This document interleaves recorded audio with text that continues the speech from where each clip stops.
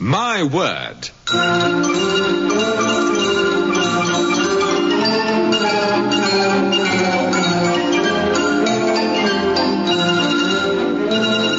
A panel game devised by Tony Schreien and Edward J. Mason. Dilys Powell and Frank Muir challenge Anne Scott James and Denis Norden in a game about words. And here's your chairman, Jack Longland.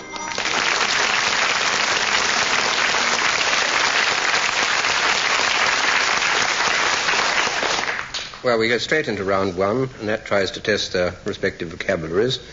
For 2 marks, can you give me the meaning of the following words? And Dilys Powell, it's you to start. What is a myriologue? Myriologue. Myriologue. Myriologue. Myriologue. You sure that O hasn't gotten to the wrong place somehow? Well, I think it has, myself, and my dictionary confirms what you're saying. You're being extremely erudite. Well, no, I'm not being erudite, but I have spent a certain amount of time in the island of Crete. Yes, you're very close to where these things happen. Well, in Crete, the local people, who are very, very nice, have a habit of inventing their own songs. Yes. Which are called myriologia, not myriologia. Yeah. Myriologia. Mm-hmm. Would that help? It would help enormously. This is a song of a rather sad kind. Well, somebody's dead, I should think. Absolutely right. Well done, Dilys.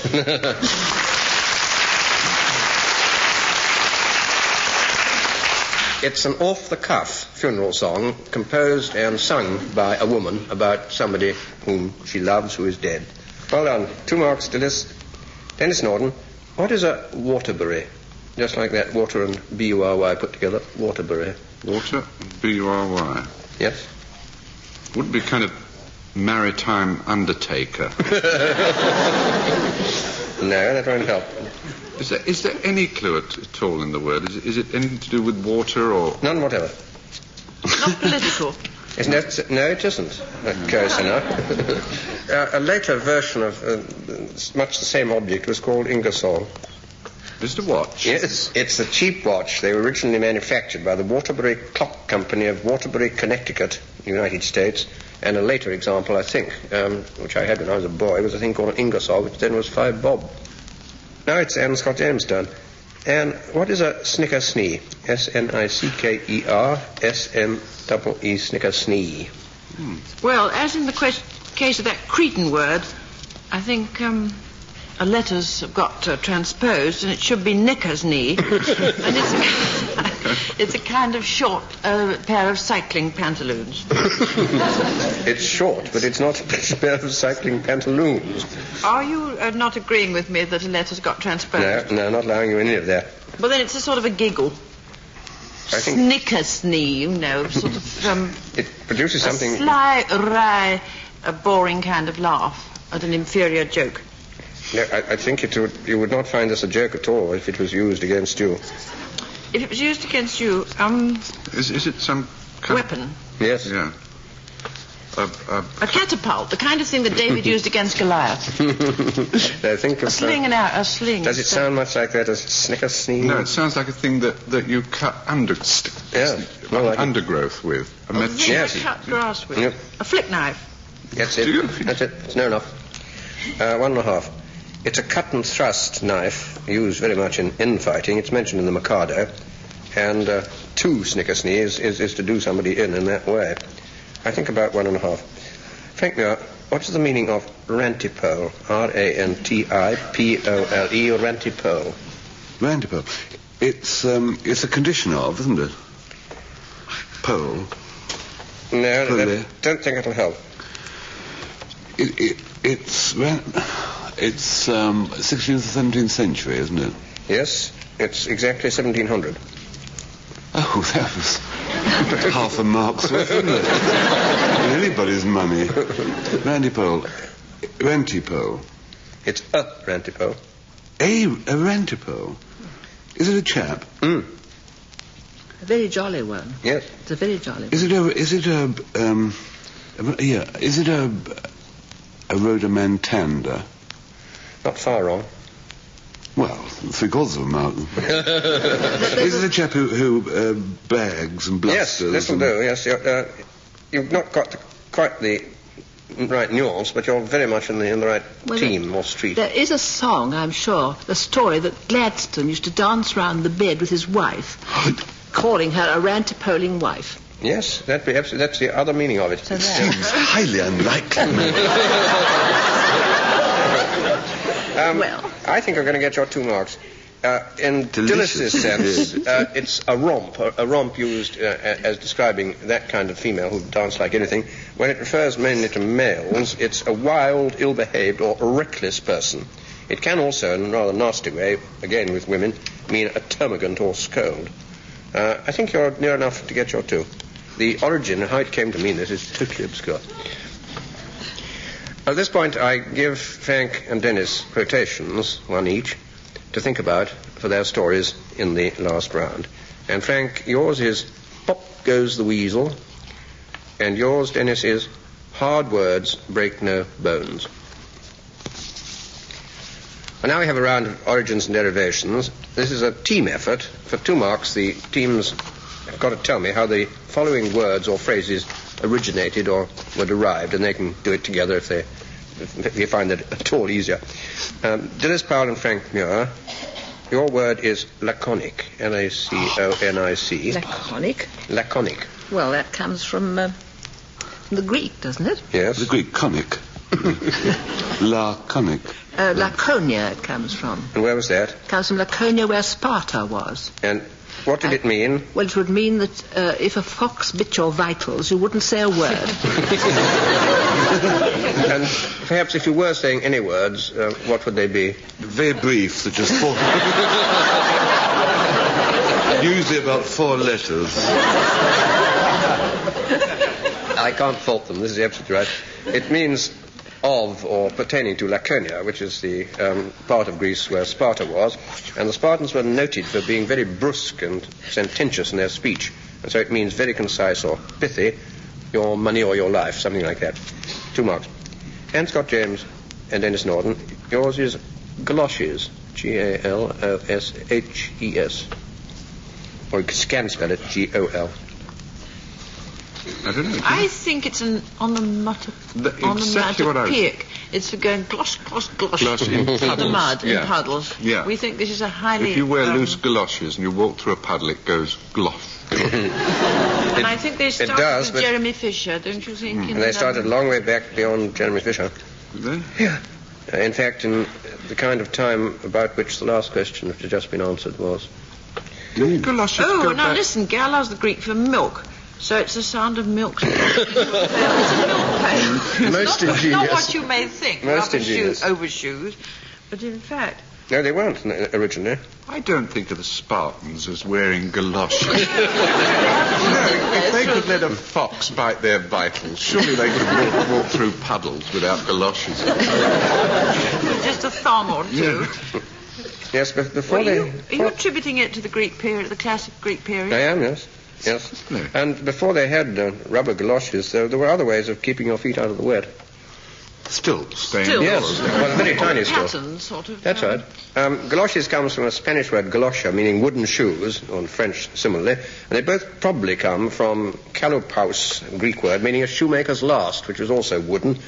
And the original galoshes were not these funny rubbery things we wear, but clogs or pattens to protect rather valuable cloth shoes. And they not only were Greek, but they go right back to Chaucer and William Langland. They also go Well, they back go back beyond classical to Greece Mersey Chaucer. Dotes, actually, which, as the last time it goes, a kiddly divey to wooden shoe. That's it. Greek to start with, and the galosha, Spanish and French, and medieval, certainly.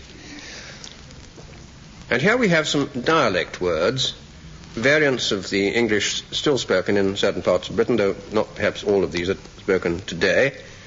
And these are groups of 5 dialect words in each case, and they all mean the same thing. They're 5 of a kind. A gift. Must be a gift. Well, for 2 marks, I want to know what they do mean. We begin again with Dilys Powell. What to be found on a person's person are Farntickles, summer voys, frackens, muffles, or muffles? Do you want any of those spelt? It wouldn't help. Found on a person. Found on a person. They're warts, must be. Isn't there warts? Warts. They're alive. Warts is a little too obtrusive. You're in the right class. Obtrusive, they obtrude warts. Now, what were these seeds? Dimples. Well, you're getting, yes, halfway between the two would get you there. Freckles. Yes. Freckles. Halfway between a wart and a dimple, I think a freckle is exactly that. These are dialect words for what we normally call freckles. Well done, 2 marks. Now, Denis Norden, these are things that go on top of other things, and they are Cobbleducks, Sarsons, Muffeties, Wivets, and Viscountesses.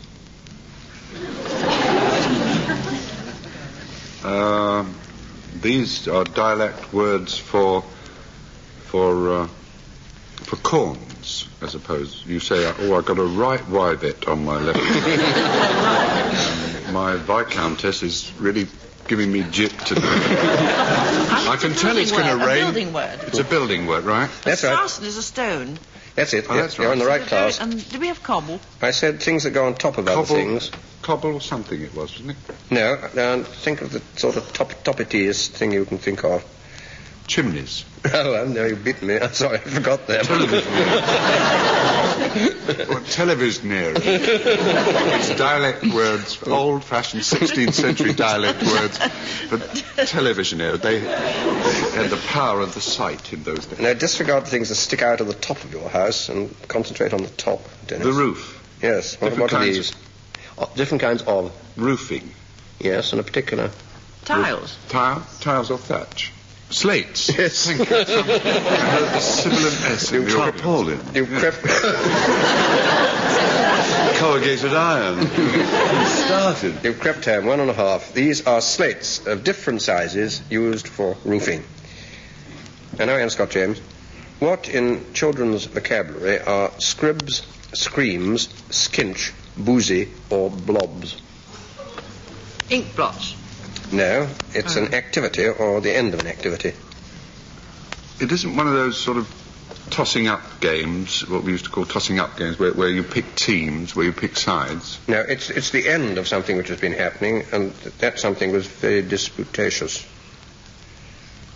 It was a fight. Yes. Yeah. And the end of the fight, how do you bring the fight to an end, apart from knocking somebody out? I used to cry. Yes, but just before you started crying, you uttered a word. It's like Faynites. Yes, that's right. Pack it in. Did you used to ever say... Yes, this is it. We did not fight in May school. We merely bitched each other all the time. I thought I used to fight with your school. I wouldn't fight with any of the fellas in my school. Well, I think 1.5 again. These are children's words of truce. The most commonly known, which I didn't use, being packs. We didn't used to say packs in council schools. Well, you almost certainly said scribs or blobs. No. All right, 1.5. Frank Muir, what would you be if you were Kervag, Corryflug, Cuddy Wifted, Pally Clukit, or Marlborough? Drunk. That might be a bonus added in, but it isn't exactly the description I want. You can't just sort of toss this armful of weirdos at us like that. What are they? Kervag, Corryflug. What's Kervag? Kervag. Cuddy or Cuddy Wifted, Pally Clukit, or Marlborough. I know Marlborough. Marlborough means left-handed. And so do all the others.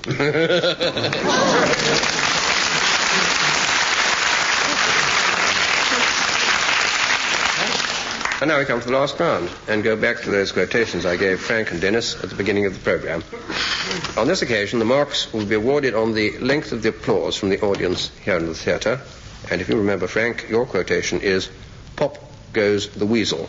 Frank. Well, yes. I was thinking about food the other day. I was on the 11:30 Manchester to Euston train in the dining car. I'd almost completed my luncheon, and I wasn't entirely happy. The reasons for this were several. One was that the fish that day was off. It was on, but it was off. Long time no see. And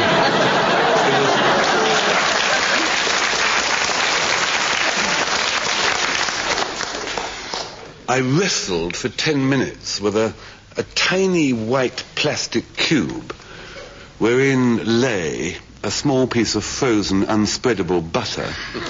And I couldn't get it open, and eventually I did, and the lid flicked off and hit the man opposite me on his forehead, which he dabbed with a handkerchief all the way to Euston, looking at me. And also the waiter with the coffee pot was standing in the aisle beside me, talking to somebody, and at each lurch of the train, a small spurt of hot coffee went into my left ear. And it made me think about food. Now, normally I don't bother with food. I never eat very much. I eat hardly anything at all, except at meal times, of course. But it did make me consider food and what the present-day living is doing to our food. What have they done? If I could sing, which I can, I would sing, what have they done to our bread, Ma? What have they done to our loaf? Does anybody here remember bread? Any of you old enough to remember bread? I mean, before this extruded polyurethane bread substitute that we get. Do you remember a cottage loaf? It came, and you could tap your fingernail against it, and it rang hard, and there was an echo inside the loaf. Do you remember that? And you had to hold it down with your left hand and cut it not with a knife, but with a saw. And when you cut off one slice, your hair and your turnips were full of sharp pieces of crust. But now, I mean, nowadays, the bread is sort of all of a piece. They spray on a bit of brown on the outside for colouring, and it's wrapped like a pair of loo rolls. You can't even toast it. If you drop a couple of slices in the toaster, they wilt and they sort of sag. And fried eggs. Do you remember real fried eggs, where they've got lumps of dirt all over them, and the edge is crisp and crackly and black or brown and curly? I mean, that's so that if you're having breakfast in bread, you can hook your fork into the stiff edge and convey it to your mouth. Nowadays, fried eggs in a hotel or in a boarding house or anywhere, they're sort of oily and hygienic. And if you try and put a bit of white into your mouth from a fork, it slithers down your chest, ends up in your navel.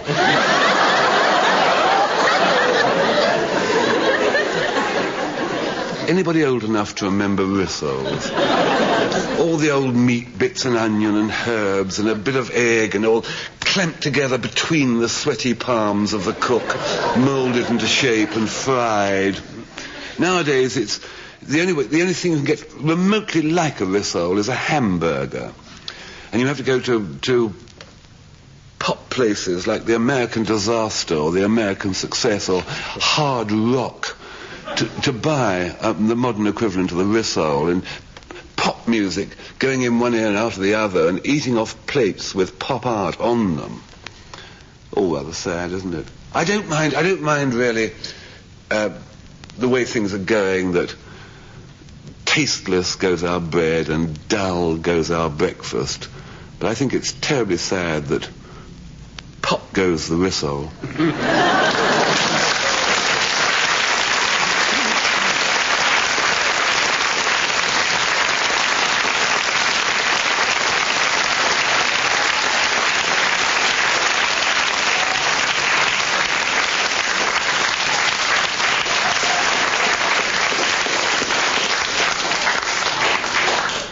Very sad story, which obviously many people recognize as not too inaccurate, and we can pass on rapidly to Denis Norden. If you remember, his phrase was, hard words break no bones, which is a proverb, and you'll find it in Anthony Trollope, Last Chronicles of Barchester. Denis. Why is it, I ask this advertising man, why is it one never sees a commercial with an unhappy ending. The advertising man was beginning to look vaguely uncomfortable and very slightly hunted. Perhaps I should explain that we were the only two people in the lift, and it had stuck between floors. I'd pressed the alarm bell, and someone below had shouted, "Don't worry, the engineer's on his way." Now, that had been 6 hours ago, and there we'd stood, two complete strangers, for 6 hours. Look, I said, going back to commercials, I think the reason why commercials are so basically unconvincing is that you advertising people, you really have no connection with reality. Look, I said, take that commercial that shows that plateful of porridge that gives a small boy energy. And do you honestly think that's what real people want? What people really need is a porridge that will drain the energy out of a small boy. I said, what you ought to do with that commercial, I said, is sort of reverse it. You see, you start with a 12-year-old boy who's yelling and jumping and stamping round the room while his father, who's had a hard day's work, is trying just to read the newspaper just a while, just to get a moment's peace, that's all. And you show how after eating a plateful of porridge, the child is rendered listless and passive and inert all the way till bedtime. Now, with that commercial, I said, you put that commercial on, you wouldn't be able to get near the supermarket because of the crowd. Because that, I said, is truth. Well, the advertising man stopped sawing at the floor with his penknife. He'd be trying to gouge out a round hole that he could lower himself through. And he turned to me and he said, what, he said, is this sudden mad urge that all you consumers seem to have nowadays for truth? And he got to his feet, which was a mistake. Because it meant he now had his full weight on the area of floor that he'd been sawing round. And then there was a slight rending sound, the circle of floor dropped away, and he disappeared through the hole.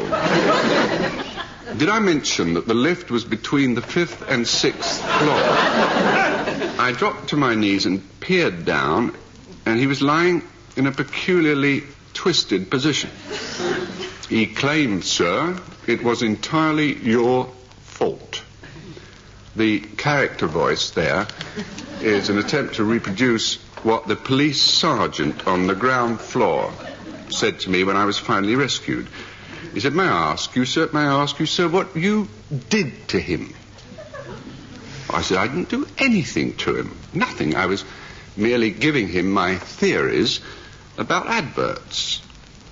He said, but he's got 18 multiple fractures.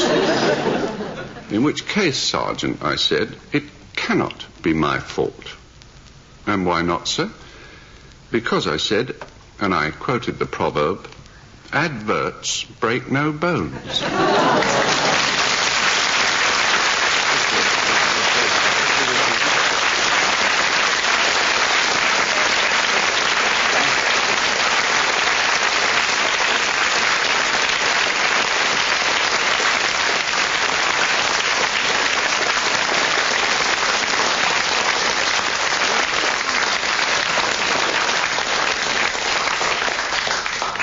When I think that I've been in a lift with Denis, I shall know what to avoid in future.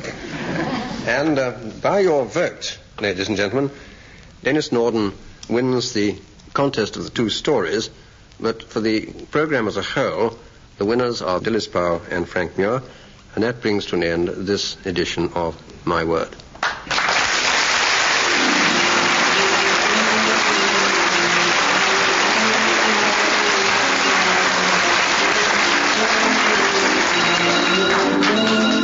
In In My Word, you heard Dilys Powell, Anne Scott James, Frank Muir and Denis Norden, introduced by Jack Longland, with questions compiled by Peter Moore.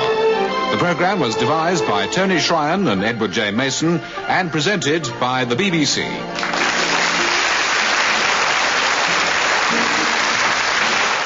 My Word.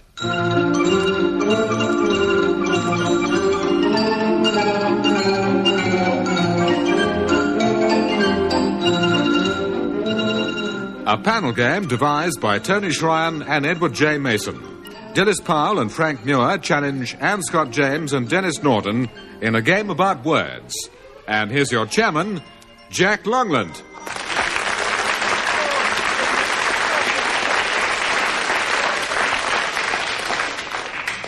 And we go straight into round one, which tests their vocabulary. For 2 marks, can you give me the meaning of the following words? And we begin with Anne Scott James. What precisely, Anne, is a zombie? Well, the other day, my husband came home very tired and asked me to mix him a martini, and I was a bit slow about it. And he said, good heavens, anyone would think you were a zombie. So it is something of a slow-moving and ghostly nature. Which can't mix martinis. Which can't mix martinis and is rather brainless. Yes, that's what it's become colloquially, but what was it originally? Do you know? It's if I remember my Dennis Wheatley right, it's to do with voodoo and Yes, the living dead and all that sort of thing. 2 marks it is. It's a West Indian term in voodooism for a corpse that has been revived by witchcraft, or it's the power that enters the body when that happens. And from that, of course, somebody who is slightly deficient in intelligence in mixing martinis. Frank Muir, what is Iapp? I-A-P-P. Iapp edge. That's it. That's what I wanted. Iapp edge is a book-binding term. Yes. It's when you... The oldest among us might remember that when you got a school prize, which was a slim volume of verse, where the limp leather cover was bigger than the book itself. Absolutely right. So there's sort of a bit of clearance around the edge. Mm-hmm. That's called a Iapp edge. Well done, Frank. It's a style of bookbinding in limp leather in which the edges of the cover overlap and are bigger than the pages, and it's named after a Mr. Iapp, who was a 19th century London bookseller for whom this kind of binding was first made. Dilys Powell, what is or was a Smellie? S-M-E-L-L-I-E.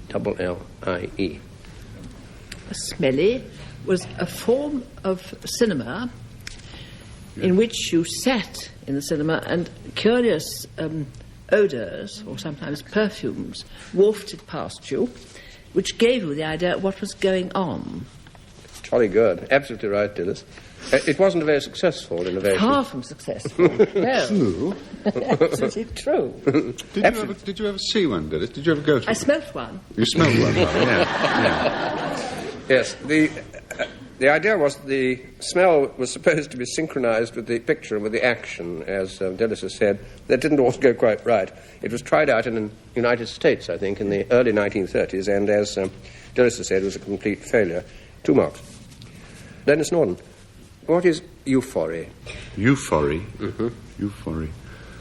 It sounds like a kind of very permissive version of Tea for Two, you know. Picture me upon a knee, with me for you and you for E. You know. I can only presume it's something to do with euphoric or euphoria. Yes, that's right, it is. Which means? Well, which is the utterly erroneous impression that all's right with the world. And Yep, that's good enough. 2 marks. Euphory, or more commonly, I think, euphoria, though it's odd because neither word is in the shorter 2-volume Oxford English Dictionary, except in the addenda at the end. It is odd. But I think medically this is a pathologist word for a state of well-being or feeling of comfort, often in a sick patient who has no real justification for feeling like that at all. Or, more generally, as Denis has said, it's just a feeling of well-being. 2 marks. Now, at this point, I give Denis and Frank a quotation each to think about for their stories to be told in the last round.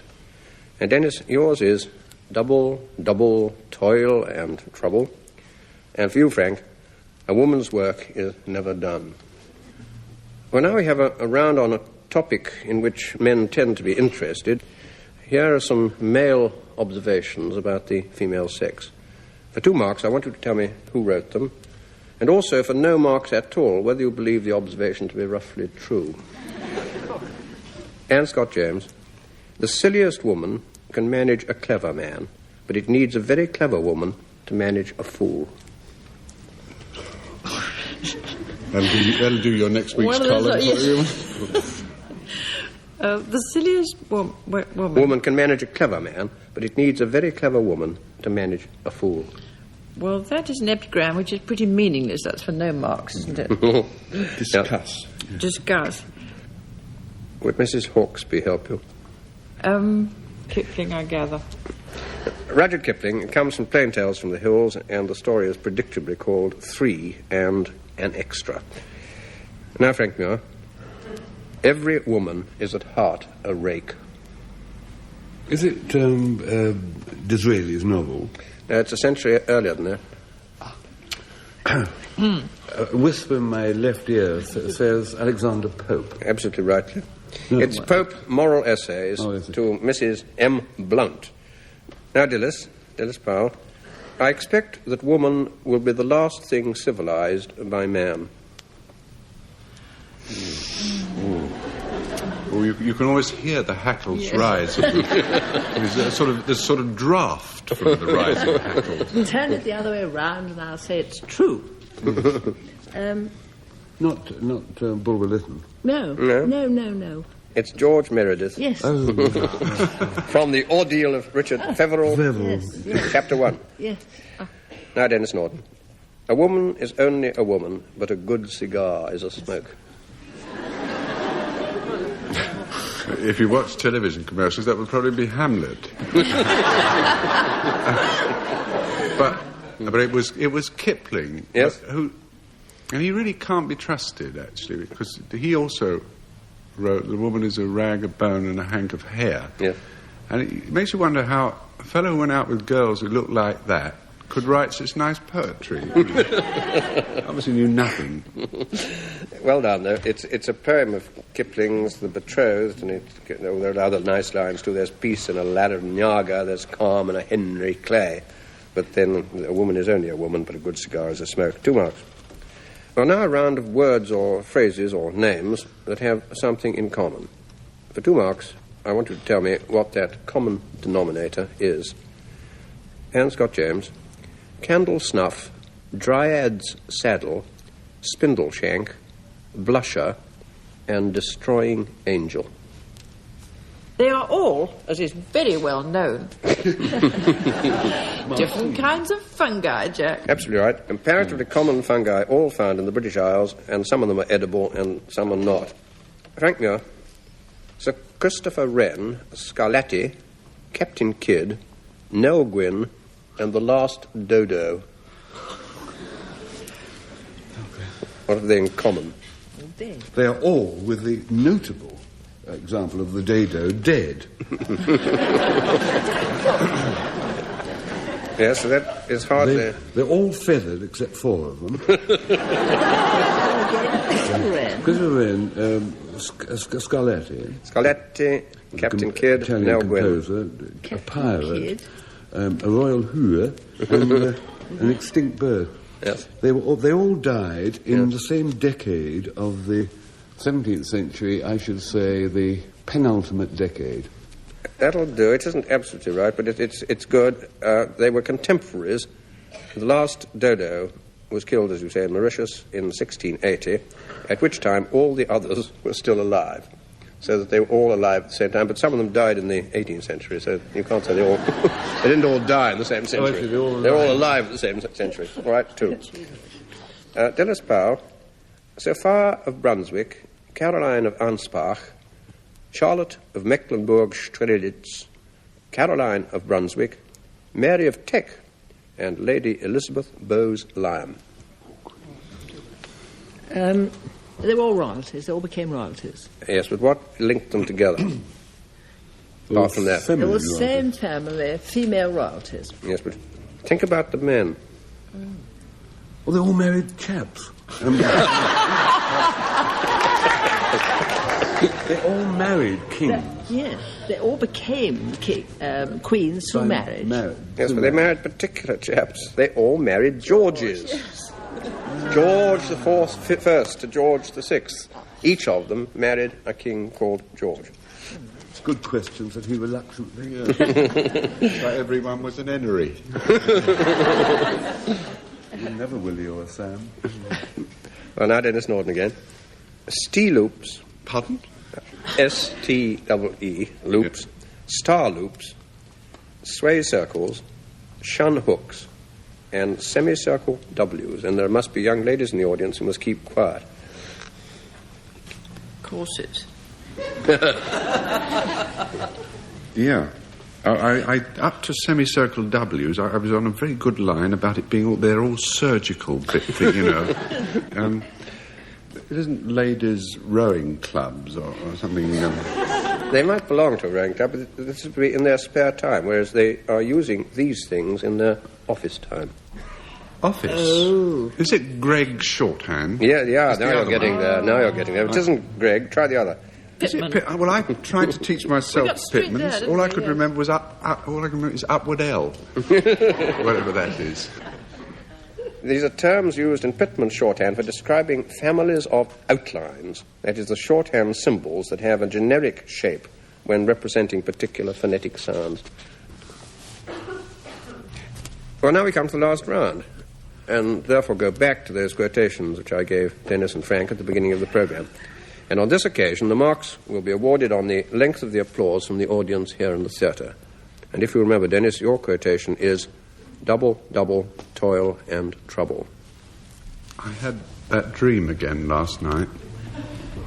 I still get it, even though they've now got me on the double-strength malted milk. I dream that they're clearing out the central sorting office at the post office, and in a forgotten corner they come across this letter dating back from World War II saying that my deferment from military service has been granted. Not that it's that nightmare that gives me the twitches. It's the other one. The one where I dream that I'm back in the RAF and Warrant Officer Ryman is still shouting at me. Because, you see, the awful thing about my service career was that I didn't get into Warrant Officer Ryman's clutches till after the armistice was signed. So that all my military service up till then, in other words, the actual war bit, you know, with the bombs and the guns and all that, was really quite agreeable. It was, I don't mean it was fun, you know, but because of course there were some nasty parts. There are example, I wasn't really mad keen about that first medical examination that you have. There isn't really much to be said for standing about stark naked, clutching your personal dossier. They should either let you keep your clothes on or give you a larger folder. However, I stuck it out. No, I refer to the war, and by 1945, I had risen by dint of sheer military ability to the rank of LAC. I was now with the occupation forces in Germany at a place called Schleswig-Holstein, and then Warrant Officer Ryman got posted to our unit. I won't attempt to give you any kind of physical description of Warrant Officer Ryman, except to say that his vital statistics were 50% mouth. In fact, I was sitting under a tree reading when suddenly I heard his voice. Hermann! He was half a mile away. But do you know, leaves pattered down from the top of that tree. By the time I'd scrambled to my feet, he was right in front of me. And looking me up and down, he said, "You horrible specimen." He said, "Just look at yourself," he said, "standing there with your cap badge all gone green." He said, "Your uniform all creased. Suppose the Germans attacked." I said, "But, sir, the war is over." "Ah," he said, "a barrack room lawyer, is it? One of your Professor Know-it-alls, is it? I've dealt with him." He said, "Well, my clever friend," he said, "what exactly do you do in this unit?" "Well, sir," I said, I'm the unit librarian." "Oh, you know," he said, "well, in that case, what are you doing clutching that tattered, chewed-up copy of Health and Strength?" I said, "That's the unit library." "Right," he said. "From now on, my lad, I'm transferring you to a different area of responsibility. With effect from as of now, you are no longer unit librarian. You are unit latrine orderly." Well, from that moment on, as it says in the song, my service to my country consisted of trying to unscramble the complexities of the plumbing at this German naval base, this ex-German naval base at which we were attached. In other words, where once strode U-boat commanders, I was a U-bend commander. Whatever went wrong, a handle stuck, a ball cock jammed, a cistern overflowed, the cry went up, "LAC Norden? Where's LAC Norden?" Talk about skip to my loo, my lady. To this day, I have nightmares about that period when my days were haunted by that stentorian voice shouting out, "LAC Norden, come on, you dozy man, where are you? Double, toilet trouble."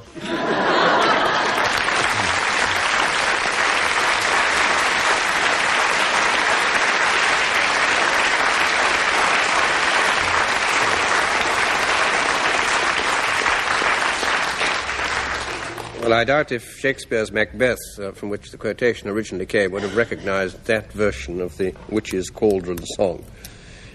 But now let's see how Frank Muir could get on with his quotation, "A woman's work is never done." I refute this saying utterly. It is totally untrue. A woman's work is never done. A woman's work is frequently done, and quite frequently done reasonably well. When I was about 12, I went on a nature ramble organised by a woman. And this woman, this pair actually, Mr. and Mrs. Wentworth, they had a bit of money, they were very kind, and they were going back up north where they lived, and they said to the vicar, could they give 2 worthy lads a week's holiday of nature rambles? And I was chosen with Algie, my friend. Mrs. Wentworth had organised it very well. She got an old, rather ancient van which her husband was going to drive. And she said, now, you must prepare for it. What we'll do is we're going to Harrogate, where I come from, and we're going to, in the mornings, we'll walk through the botanical gardens, and we might go, if things get dull, we might go butterfly spotting. And the following morning, we lost the first disaster. We lost Mrs. Wentworth. What happened was, you see, we were asleep in the van, the back of the van, and Mrs. Wentworth thought we should have a good long lie-in to prepare us for the rigours of the journey. And Mr. Wentworth was one of these press-on men. So he very kindly awoke at dawn and crept into the driving seat and drove on. Around about 9:10, we were in Uxbridge High Street, and a traffic light suddenly turned red, and he put the brakes on with a terrific jolt. This woke Mrs. Wentworth, who woke quite normally, felt the call of nature, thinking she was in the camping site at Runnymede, got out in her Winseat nightie and her rollers. Just as her foot touched pavement, she realised that her foot was, in fact, touching pavement and not grass, and something wasn't quite right. At that moment, the lights changed to green.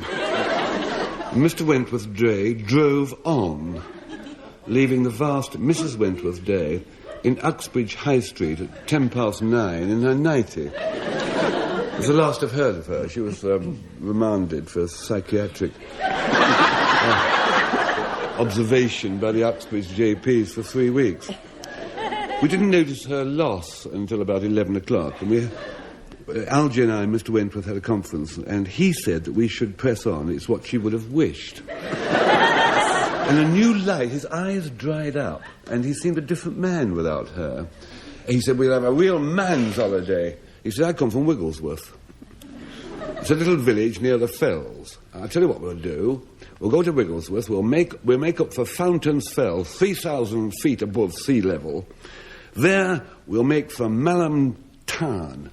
That's a lake right up in the mountains. Ice cold, lads. We'll have an ice cold dip before breakfast. You'll love it. And he drove off. We got almost to Fountains Fell by that evening, and we stopped for a quick supper, and Mr. Wentworth had a rest in the van, which he'd parked on this little narrow track. It was a 1 in 3 slope, I might say. And he was going to have a little rest. He'd been driving all day while I cooked the supper.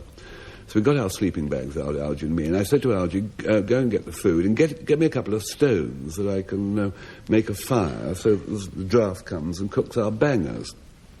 So he came back with 2 large stones. As I got them, it took a bit of shifting. So I said, fine. I cooked the sausages and got the fire going. So I said, go and get Mr. Wentworth. He came back and said, he's gone. What do you mean he's gone? He's not there, neither's the van. I said, where did you get the stones from? He said, well, it's very lucky. They were sort of wedged under the back wheels of the van. So we lost Mr. Wentworth. So there was just the idiot Algy and I on the fell 3,000 feet up. The mist was closing in and it was very cold. So we got into our sleeping bags to bed down for the night. We lost Algy next. I don't know why. I think he sort of mumbled in his sleep or something and turned over in his sleeping bag and just rolled down the hill. But he was so stupid he didn't notice. So I was left up there all night on a little sort of flat plateau. I found the tarn, ladies and gentlemen. You see, I'd read somewhere that I was terribly cold, and if you go for a walk and you can't see and you're in mist, you always walk round in a circle. So I thought, that's fine, I just walk. And I'll walk round in a circle and I'll be quite safe on my little plateau. So I strode it out, walked in a straight line right over the edge, tumbled down 100 feet into Malham Tarn, ice-cold water. I crawled out more dead than alive. I clawed my way to a little village church and slept there all night. I was found by the vicar in the morning, who come in to remove the last of the prize vegetables from the harvest festival service, and he found me frozen to the marrow.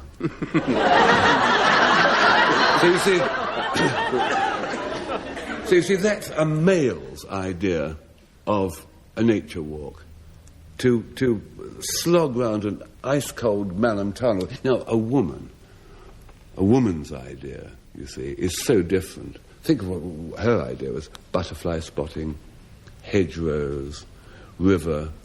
You see, as the saying is, a woman's walk is never tarn.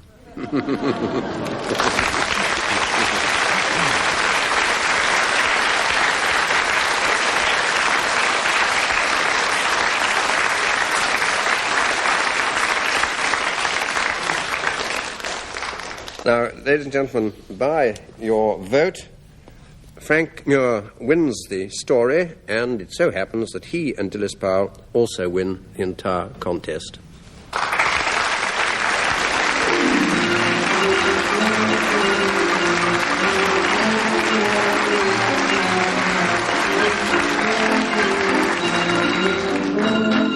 In My Word, you heard Dilys Powell, Anne Scott James, Frank Muir and Denis Norden, introduced by Jack Longland, with questions compiled by Peter Moore.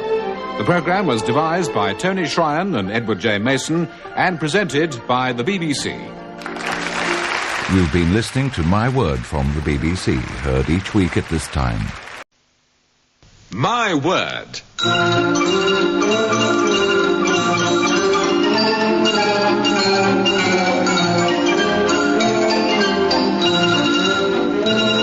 A panel game devised by Tony Shryan and Edward J. Mason.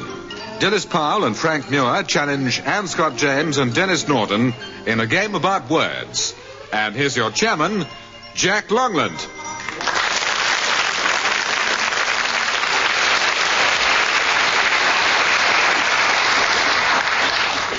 We go straight into round one, which tests their vocabulary. And for 2 marks, I want them to give me the meaning of the following words. Dilys Powell, sycophant. S-Y-C-O-P-H-A-N-T, sycophant. Sycophant means somebody who is always terribly anxious to please and therefore lowers himself in a way. Yes? He's an ill elephant. Do you remember what it comes from, Dilys? Well, the origin is a fig eater, I think. It's not quite an eater, but the fig is part of it. It's a parasite, a servile flatterer. It can be a common informer, and that right back in 1697, that was the meaning.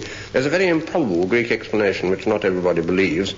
It means to show a fig, which is an odd thing to do. It means those who informed the government against persons who were illegally exporting figs elsewhere. Now it's Denis Norden's turn. Denis, Fallallery. F-A-L-L-A-L-E-R-Y. Fallallery. Fallallery. Fallallery. Well, titty-fallallery is madrigal singing. Yes. It could be a sly word for falses. I presume that fallallery is a nonsense, bit of nonsense, bit of... To dress, is it? That's right. Oh, is it? All those fallals. Oh, yes. Mm-hmm. And gewgaws. Yes. Yes, fallal meant an item of showy or cheap or sometimes foppish clothing as well. And fallallery is just a collection that you've got in your wardrobe. Now, Anne Scott James, artifact, which can have either an I or an E in the middle. Artifact. Well, artifact, I should think, is a rather Bloomsbury sort of picture. Hampstead School painting. Yes. No. Alternatively, it's I can't remember if it's the person who does the... No, it's... Something made. It's object that's made. Made, and not of natural growth.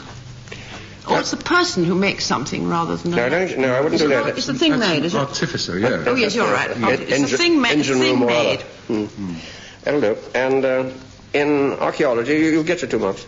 In archaeology, it means... Oh, I see. Well, I would think it's any... A pot, usually. A pot or item of manufacture of the period. That's right, absolutely right. It's a product of Aboriginal or prehistoric art, as opposed to the poor chap himself, whose skull or bits of bones you might find also on the same side. But a thing made by human art and workmanship. 2 marks. Frank Muir, a kazoo. K-A-Z-O-O. No. Yes, all right. I couldn't afford one of these when I was young. I know exactly what these are. I was comb and loo paper.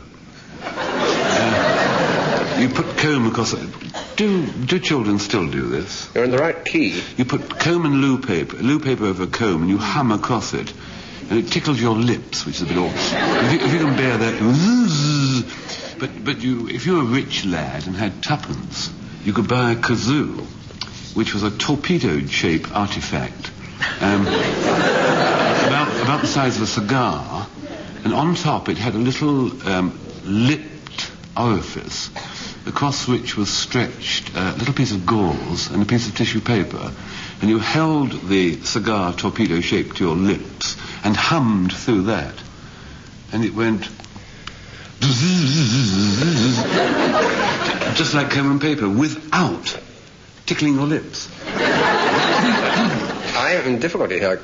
I remember this beastly thing, Frank. I think it was called something very like kazoo, but wasn't kazoo. And this is... I beg your pardon. An up-to-date version, this is. I'm sorry, Jack, but kazoo is a cigar-shaped metal artifact for replacing the comb and loopy. Well, I'll tell you what I've got, and that is that it consists of a length of gut in a wooden tube, which, if blown or sung into, produces a raspberry-like note.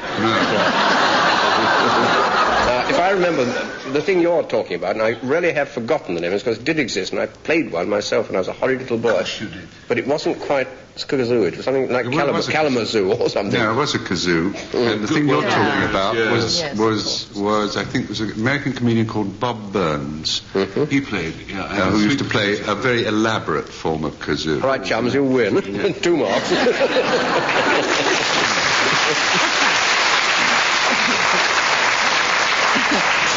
Now, will you lie on my next question? Well, at this rather difficult point, I give Frank and Denis a quotation to think about for their stories, which they'll tell in the last round. And Frank, yours is, what's the good of a home if you are never in it? And for you, Denis, the moment I saw you.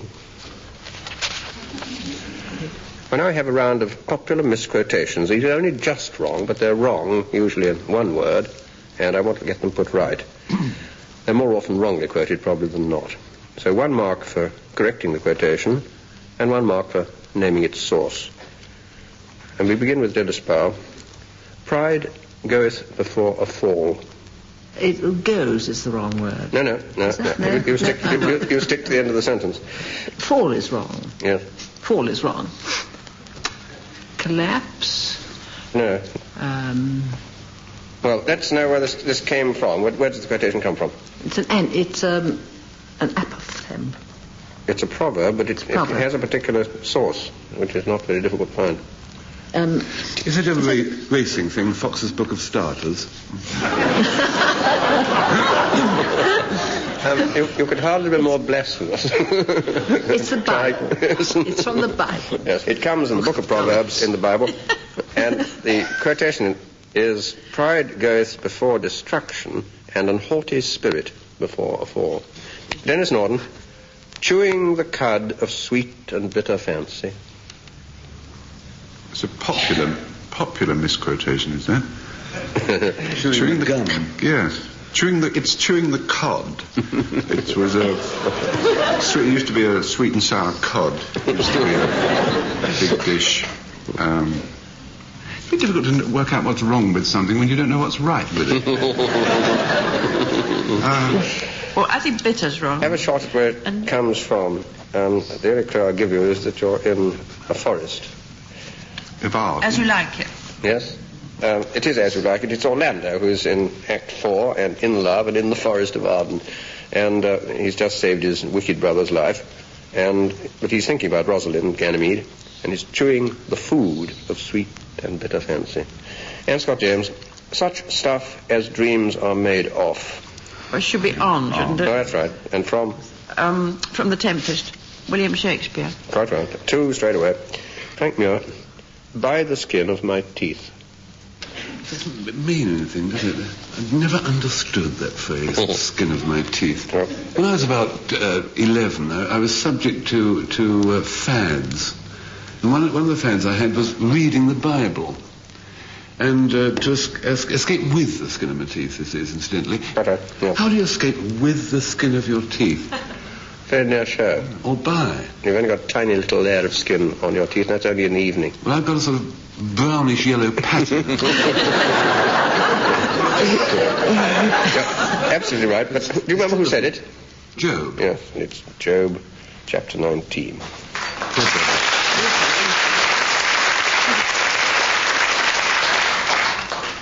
We now have a round of in-signs. So all you need is a short verbal pub crawl to find out what these common in-signs really meant. For 2 marks, why do you suppose should a public house be called, Dilys Powell, the Green Man? It had somebody wearing green inside. It was connected with a huntsman, wore green. Yes. Was it? But who wore green? Who wore green? Who wore green? Robin Hood. That's one of them. But that would probably be over a very small area of the country. Cigar Wine the Knight, out of the Arthurian. He was a Green Knight, yes. You wore green. Yes. The devil wore green. That's right. Oh. Didn't King James's that's right. ghost story? Yes, yes. Called the Green Man, yes. I think you've got the whole lot. I think you score a certain match, yeah. 2 marks, anyway. It can be a forester who was clad in Lincoln green, and that, of course, is quite a figure in the countryside for centuries. It could be a gamekeeper later. In some of the Midland counties, it can be Robin Hood, but it may be the Green Man, this youth concealed under a wicker foundation covered with leaves and twigs and things, which used to be part of the chimney sweep's revels on May Day, but represents this very much more sinister and ancient deity, spirit or god of the woods, whom Kingsley Amis wrote about in a rather exciting and sinister novel. Denis Norden, The Rose and Crown. The Rose and Crown. It wouldn't be a family called Rosen who took over a pub called the Crown. I don't think so. It's probably... Keep it in the family. It's probably something to do with either heraldry or crown would probably be royalty. It would celebrate some alliance. That's it does. Have a shot at that.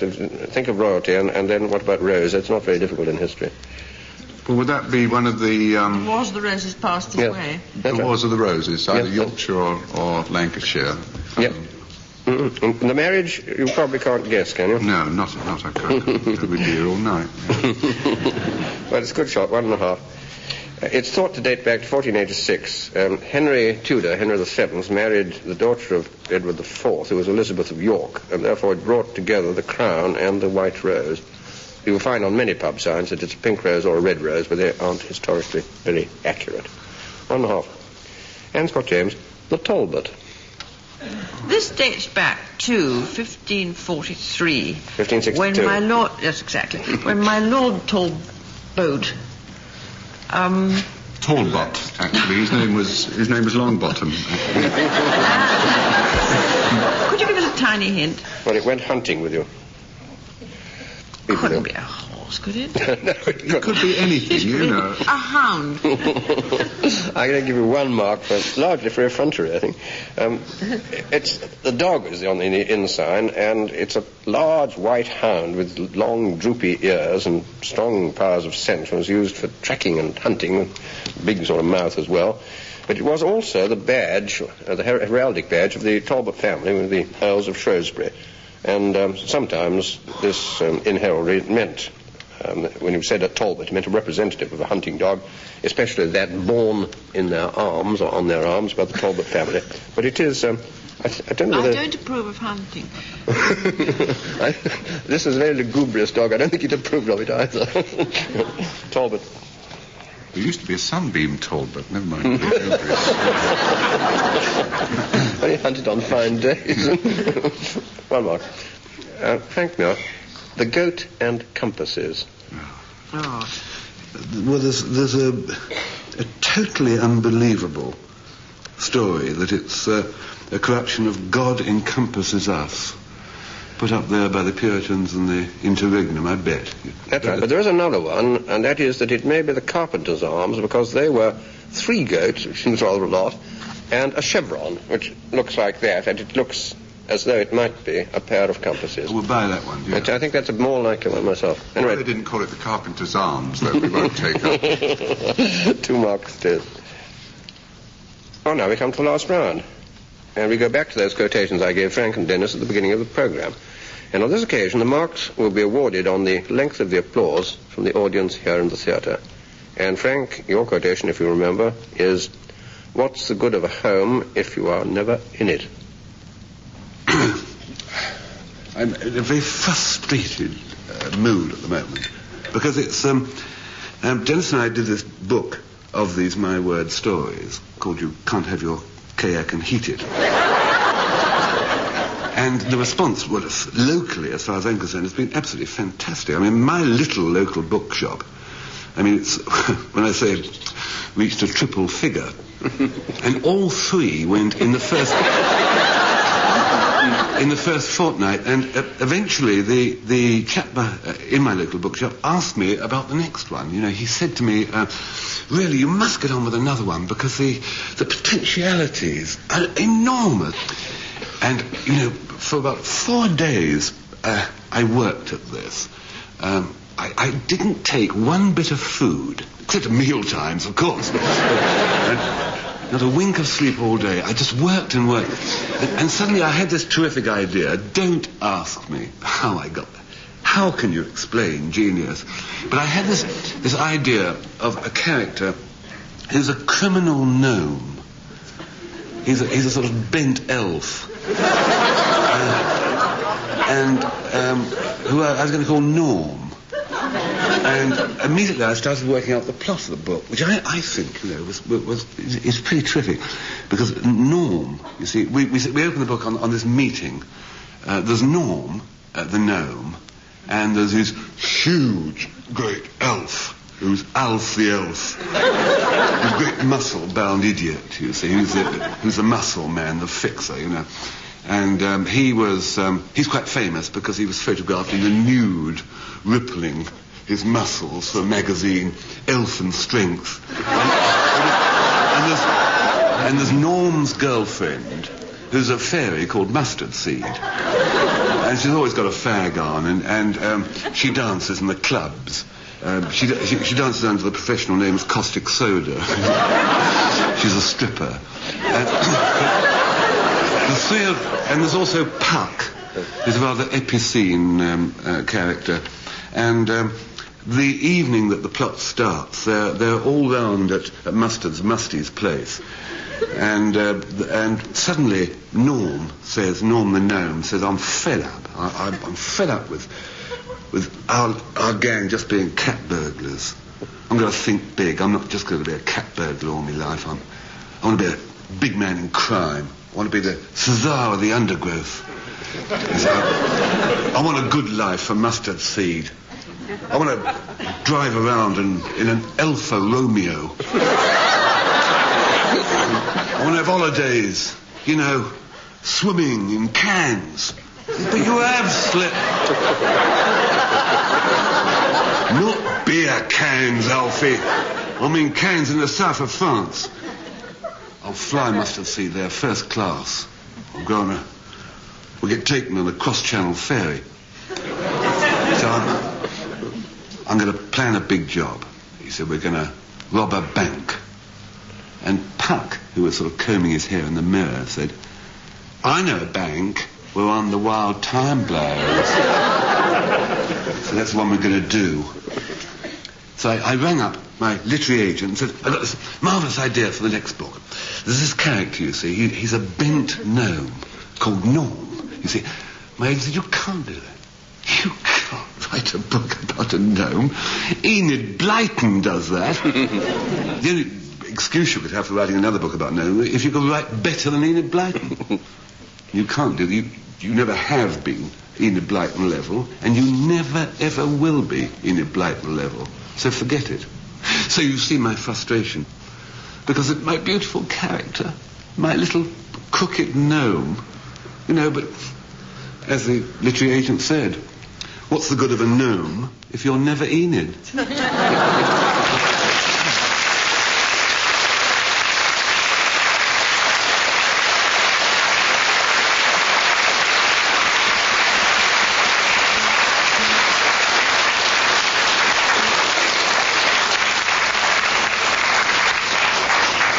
I forgot to say that the quotation that Frank massacred, what's the good of a home if you're never in it, comes from the Diary of a Nobody by George Whedon Grossmith. And now we go on to Denis's story, and if you remember, his quotation was, the moment I saw you, which I think was a popular song performed in the film Spring in Park Lane. Denis. Do you remember that song? I heard a robin sing. The story part about it was perhaps the only romantic song ever to be written by a district nurse. A district nurse who had to make the agonizing choice between the career she loved and the man she loved. Let me describe Nurse Rachel Tozer. Although her features and fixtures were plain almost to the point of being yucky, she nevertheless possessed a kind of interior radiance and beauty. In fact, one could say she would have looked a darn sight better inside out. Which perhaps explains why romance had passed by on the other side as far as she was concerned. Not only had she devoted the entire 43 years of her life to her chosen profession, but such errant desires as she may have experienced, she'd sublimated into the care and upkeep of her bicycle. In consequence, she now possessed the only bicycle in Belsize Park, fitted with a cassette player and an electrically heated saddle cover. So there is some irony, or irony, I never quite know, but it's the thing you strike while it's hot. Anyway, there's some irony in the fact that it was only because of her bicycle that she met Les. He was a ginger-headed, wiry little man with something of the Cockney sparrow about him. Brushing it off with a paper tissue, he eyed her veteran machine and remarked whimsically that doing any work on that would indeed be a labour of Hercules. For some reason, Nurse Rachel found herself warming to this sophisticated banter, and soon they were chatting together so easily that Les ventured to ask her if she would come with him that evening to see Dr. Dolittle. When the big picture started and the light went down, he took her hand and clasped it comfortably in his. So confused and disturbed was she by this unaccustomed intimacy that out of sheer force of habit she took his pulse. But then, as they walked home, Les suddenly paused and shyly confessed something. "Rach," he said, "I fancy you rotten." "Oh, Rach," she said with a kind of urgency, and he pulled her to him, and as his arms tightened her close to his cardi, suddenly, within the bosom of her starched uniform, she felt something snap and dissolve. It was her thermometer. Whipping it out,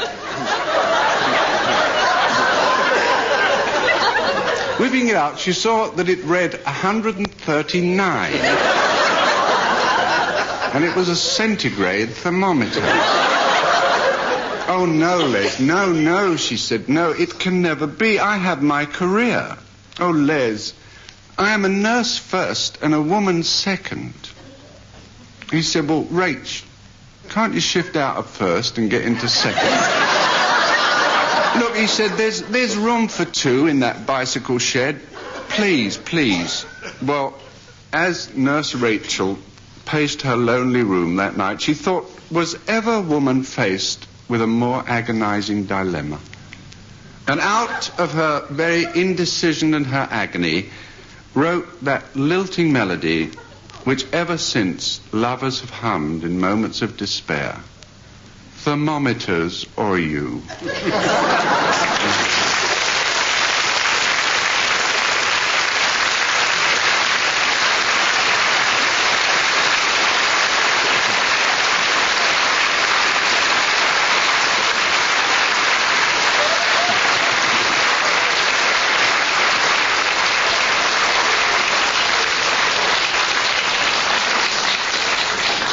Well, that's the oddest love story for a year or two.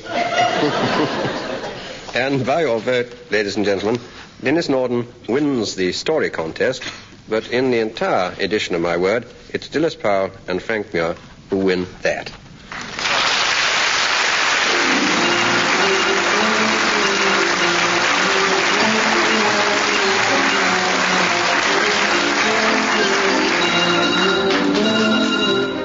My Word, you heard Dilys Powell, Anne Scott James, Frank Muir and Denis Norden, introduced by Jack Longland, with questions compiled by Peter Moore. The programme was devised by Tony Shryan and Edward J. Mason and presented by the BBC.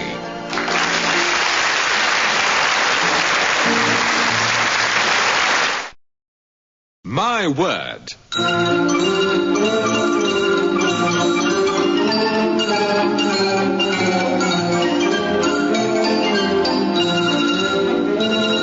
A panel game devised by Tony Shryan and Edward J. Mason.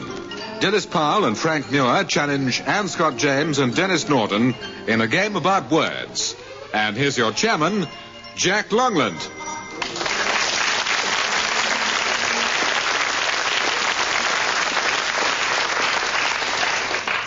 We go straight into round one, which tests their respective vocabularies. So for 2 marks, can you give me the meaning of the following words? Anne Scott James, ecumenical. And you can start that either with an O-E or an E. Ecumenical. Well, ecumenical year was when all the princes of the various Christian churches decided to sink their differences. So I think it means an agreement between the various Christian churches. If they ever did agree, all the various churches, they could be investigated by the Monopolies Commission. Yes, you haven't got the... Is it come from oikios, a house? Or yes, it does. And you nearly got that, and by saying that it's all the princes of all the churches. It's an assembly, is it, of the churches of the Christian world? I can't... That's right, that's what I wanted to. It's an ecclesiastical adjective. It means belonging to or representing the entire Christian world or the universal church, and it comes from a Greek phrase which means the inhabited world. 2 marks. Frank Muir, Gregory powder. Gregory powder is dried or powdered rhubarb. Yes. And got its name from... it was invented by Pope Gregory, and the roarings and the sounds in the intestines, like little miniature men on bicycles, on motorcycles roaring round, was the origin of the phrase the Gregorian chant. It's a laxative powder, 18th century laxative powder. If you'll drop your Pope, I'll give you 2 marks. Oh, yeah, well, with pleasure. Not very ecumenical, really. I think that's probably good enough. It was a laxative, the compounded powder of rhubarb, and I think they often added nasty things like magnesia and ginger as well. And there was a Scottish physician, Dr. James Gregory, who died in 1821, who was alleged to have invented it and sometimes called Gregory's powder. Sometimes called rhubarb a go-go. Yes, good. Do even better. Well, now, Dilys Powell, your word is bellomancy. B-E-L-O-M-A-N-C-Y. Bellomancy. Would it be indiscreet to ask if that comes from the Greek? Yes, it does. Comes from the Greek. So the B really can be pronounced in modern Greek as a V. Velomancy. I think very possible. So you know much more about modern Greek than I know. In modern Greek, velos is an arrow. Yes, it'll do. That's fine. And mancy is prophesying. Yes. Put those together. You prophesy with arrows. You do? Do you? Yes, just so. I never have. No, it's a very odd kind, and I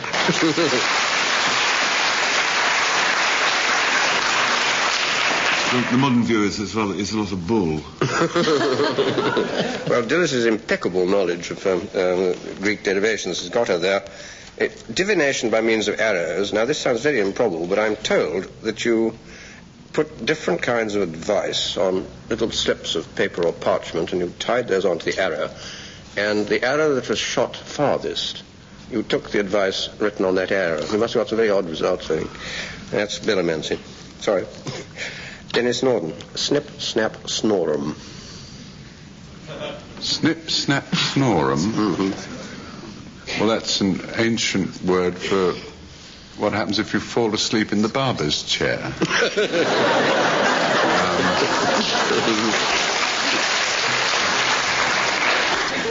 Think in terms of games. Oh. In games? Yeah. Oh, is it one of those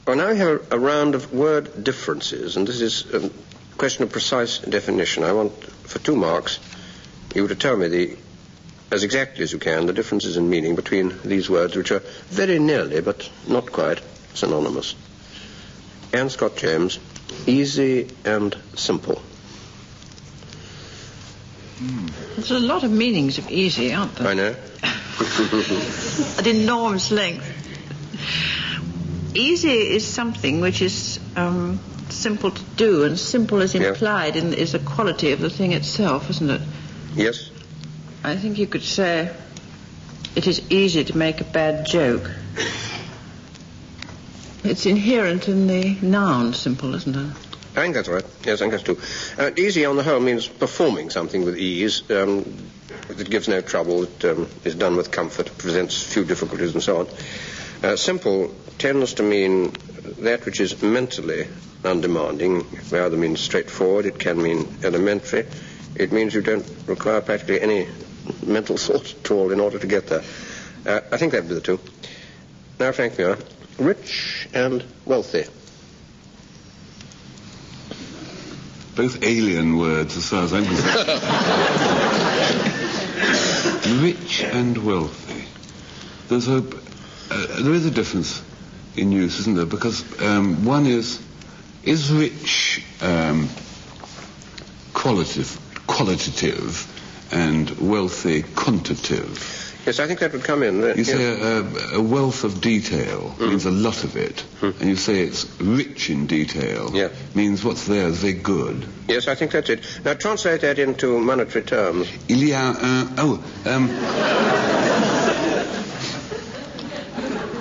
wealthy means you've got a lot of money, and rich means you've got a lot of good money.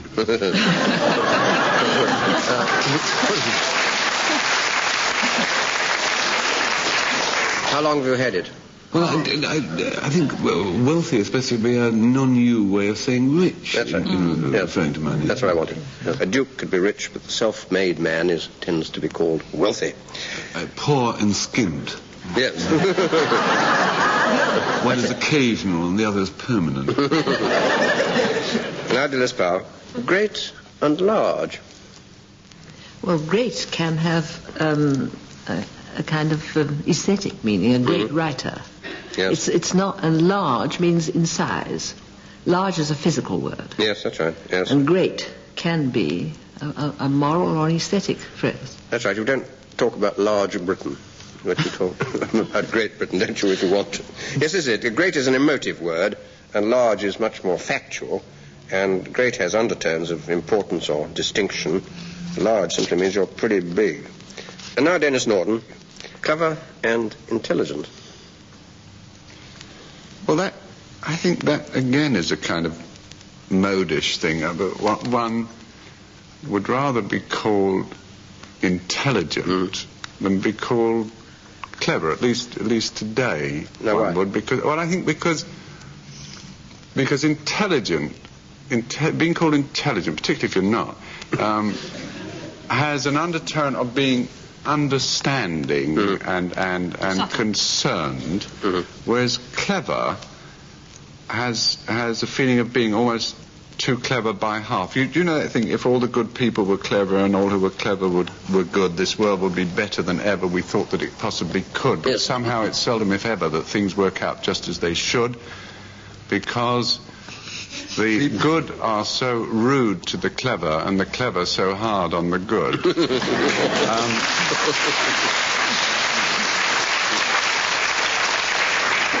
I can add nothing to that except to give it 2 marks. Now we come to the last round and go back to those quotations which I gave Denis and Frank at the beginning of the programme. And on this occasion, the marks will be awarded on the length of the applause from the audience here in the theatre. And if you remember, Denis, your quotation was The Pirates of Penzance, which is, of course, a Gilbert and Sullivan opera. When I went into a cafe the other day and said to the man behind the counter, "Could I have a hamburger, please?" He said, "Do you want to eat it here or take it away?" And I said, "Well, with a bit of luck, I'd like to do both." Now, I mentioned that because what it emphasises is the strange phenomenon which has absolutely revolutionised British eating habits: take away foods. Now that is a completely new development. There's so many varieties of take-away food. You can get kebab. That's a fancy name for what, when you get it home, turns out to be nothing but a fry-up on a skewer. And still in the East, there's the Indian takeaways, which offer chapatis and poppadoms and curry with a singe on top. And there's Japanese takeaways. I don't really know what they sell. I imagine it must be those karate chops we keep hearing about. And then the most successful of all are the Chinese takeaways. Our local one has done so well, they've bought a whacking great limousine to make deliveries in. We call it the Rolls Royce. However, what you may have noticed about all these things, they have one common factor, all these takeaway places, and that is that the food they offer are all of foreign origin. And that's why I think a mate of mine called Ben is on to what could well turn out to be a gold mine. Because he has an idea for opening a shop that will sell take-away steak and kidney pies.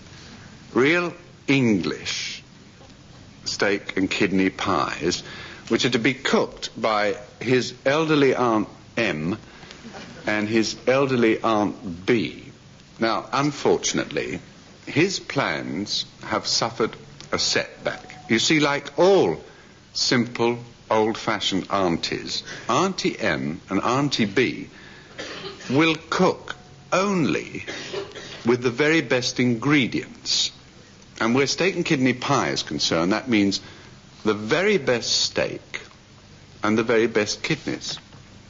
Now, have you any idea what that costs? There are those who will deny that meat is that expensive. My butcher does. And his butler. And his two undergardeners.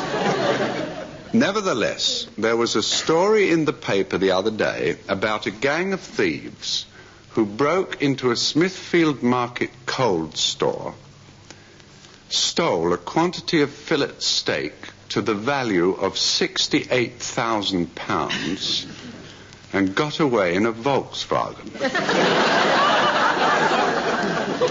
So you'll perhaps appreciate why it is that Ben's plan for Auntie M and Auntie B's takeaway steak and kidney pie palace, although it's a good idea in theory, in practice what it looks like is that enough steak and kidney pies to feed 4 people will work out the rate of something like £9.76.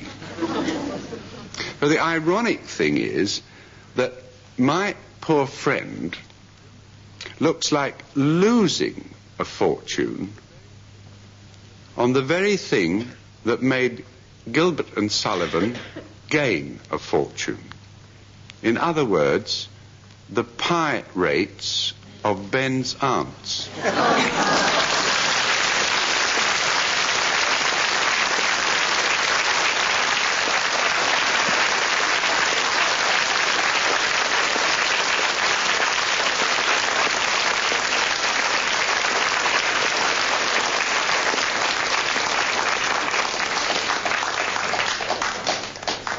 Well, I shall always remember the curry with the singe on top.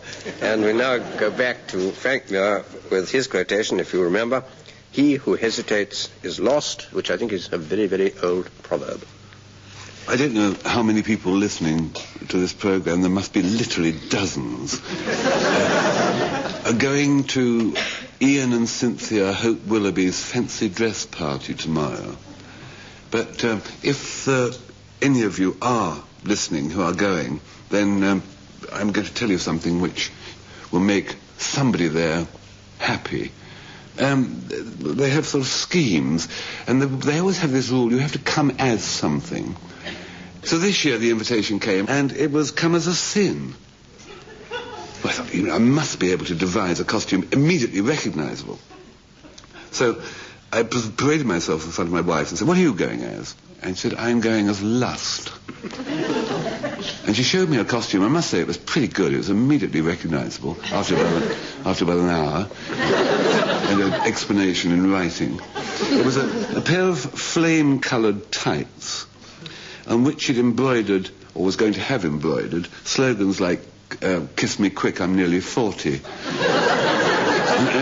and this represented Lust, you see. I didn't hold out much hopes for her, but I thought very carefully about mine, and I got my daughter's old Veilon fur coat, which she'd bought for 1 9 at the White Elephant stall in the village market. I buttoned that up at the neck, and I sewed the skirts together to make sort of trousers. And I put my gumboots on, and I cut 2 wedges in the gumboot, the toes of the gumboot, and I was going as a sloth. And I thought, if I hang upside down with my fur coat on, and if you have to climb up on a step ladder, but if you hook your toes in the gumboots over the edge of a door, you can really hang quite reasonably. There's a tendency to get bloodshot hair after about an hour, but it is not dangerous at all unless somebody comes rushing in the door, which happened, and I was not only was the back of my head bumped against the wall, but I came out of my gumboots and landed on my head.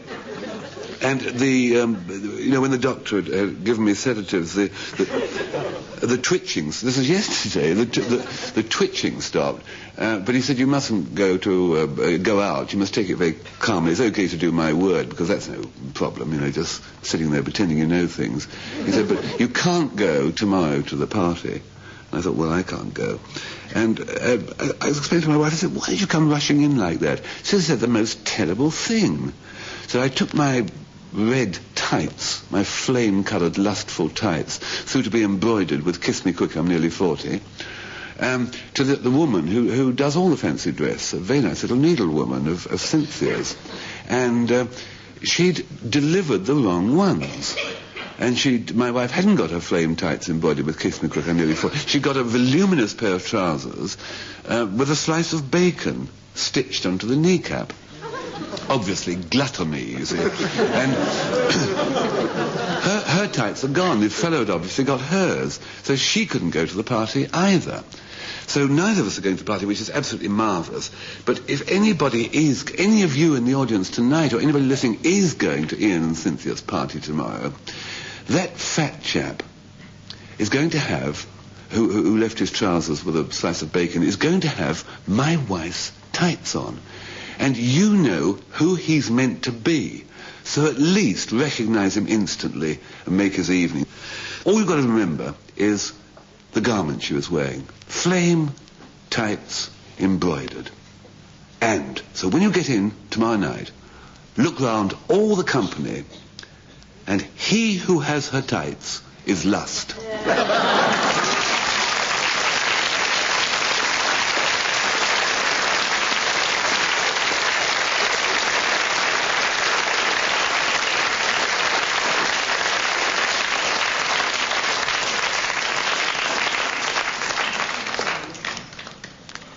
Well, ladies and gentlemen, by your vote, and it's a close vote too, Denis Norden wins the contest of the 2 stories, and he and Anne Scott James also just win the entire contest this evening. And that brings to an end this edition of My Word.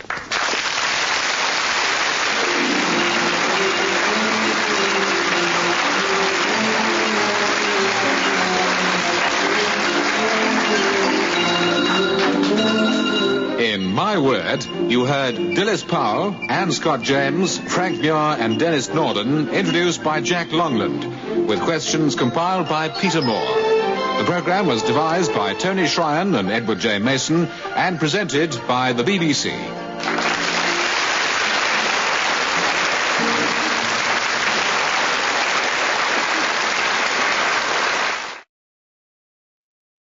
My Word.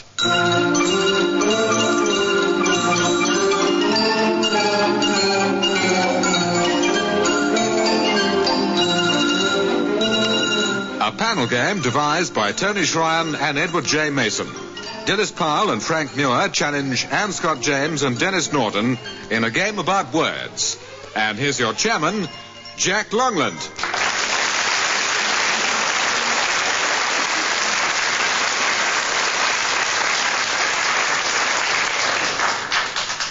Well, we go straight into round one, which tests their vocabulary. For 2 marks, can you give me the meaning of the following words? Dilys Powell, hallelujah. Well, it means hooray.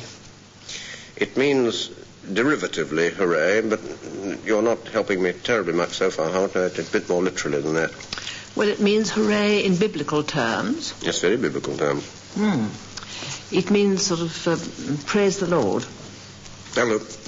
2 marks it is. It's Hebrew hallelujah, which means praise ye Jehovah, or Jah or Jahwe. And you find it in many psalms and anthems. And normally now a song of praise to God. 2 marks. Denis Norden, charisma. Oh, yes. One of the vogue words, and you use it, and nobody quite knows, but we all agree that we...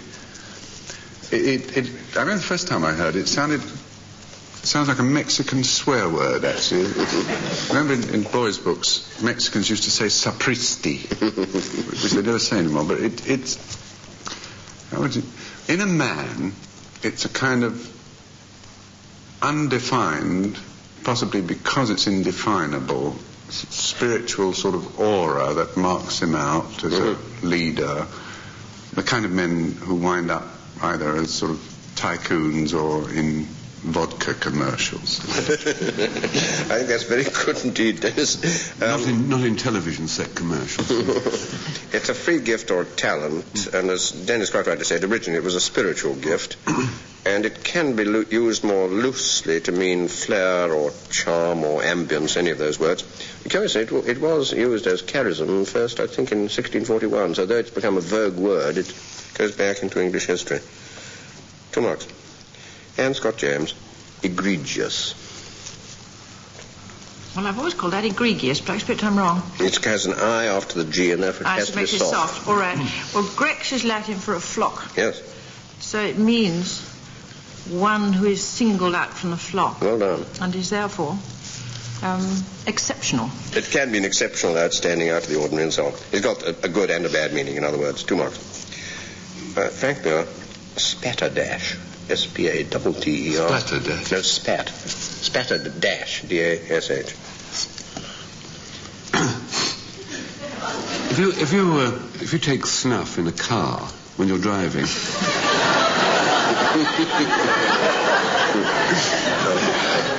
seem to have said enough there, don't I? The tendency to shove up. And it's a condition of the instrument panel of my car. Yes, this is a very good clue, Frank, but... It's the answer. What do you mean, a clue? In this case, you're the sufferer rather than the agent. Oh. Mud. Anyone who is dust. the victim of mud. Yes, and... Is spattered. And yes, but look at the word again and put it as shortly as you can, leaving out the 2 last syllables. Spatterdash.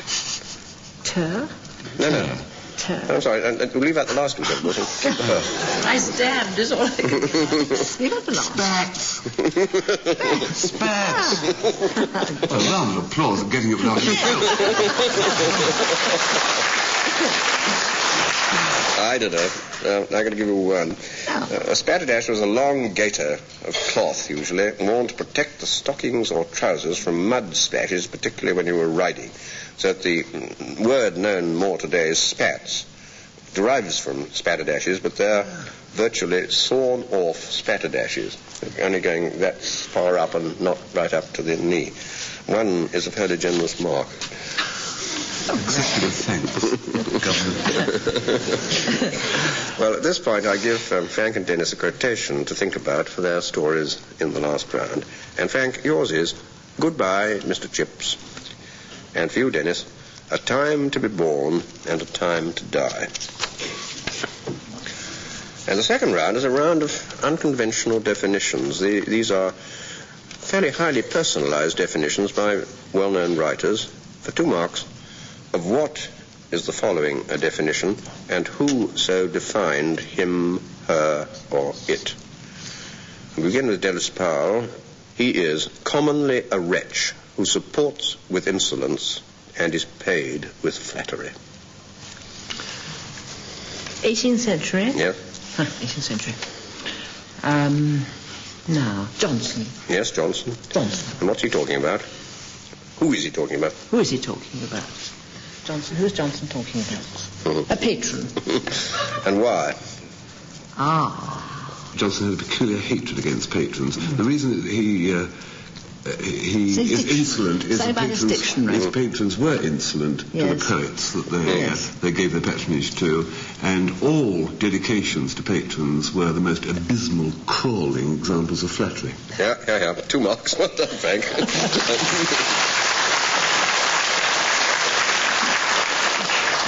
Now, Denis Norden, it is the one ultimate and sacred thing which cannot be criticized. Our relations with it are direct and even divine relations. And it's very much in your line of country, Denis. I was going to say sex. And in fact, I will. you having given me that clue. No, it would relate much more to scriptwriters than... Something to do with comedy or drama or yes, theatre? Yes, stick to that. Comedy. Yes, well, now refine that a little closer and I'll give you a mark. A joke. Well done. We got it. And who do you think might have uttered this? I don't know. So it did. It's rather ponderous. Yeah. It's not sufficient. But everybody who writes about jokes tends to be ponderous, except Paul Jennings. Yes. I really don't know, because I don't know anybody who hasn't been ponderous when writing, but there's so many people. You could say Max Eastman. He was a specialist in paradox, but this isn't a paradox. It doesn't help very much. Just divine. Is it Chesterton? Yes. Yeah. Oh, it makes marking very difficult. I had to give a certain amount of help. What you're paid for, Jack? Yes, but I always get it wrong all the same. 1.5. And that's a fairly good mark, I think. Now, Anne Scott James... It is the extreme form of censorship. Oh. I don't know. Isn't it assassination? Well done. Assassination is the extreme form of censorship, that's right. And who wrote it? Isn't it... I could be absolutely wrong on this. In one of Shaw's prefaces. Yes, quite right. Yeah. Thing called The Rejected Statement. It's George Bernard Shaw, and assassination is the extreme form of censorship. 2 marks. Frank Muir. It is a pistol let off at the ear, not a feather to tickle the intellect. When Denis and I assembled the book of the My Word stories, we were trying to find quotations against puns. Yes. But this is a quotation for puns. Yes. Charles Lamb. Quite right. Well done. 2 marks.